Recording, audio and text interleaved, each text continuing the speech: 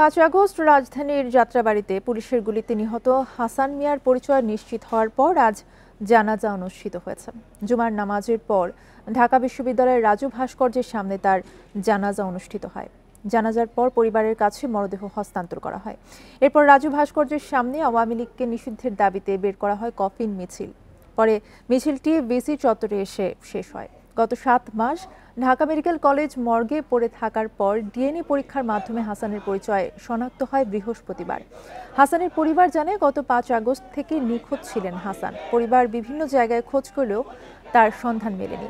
পরে সম্প্রতি বৈষম্য বিরোধী ছাত্র আন্দোলনের পক্ষ থেকে তার বাবা জানতে পারেন ছেলের মরদেহ ঢাকা মেডিকেলের মর্গে আছে। পরে সেখানে গিয়ে ছেলের মরদেহ শনাক্ত করেন তিনি।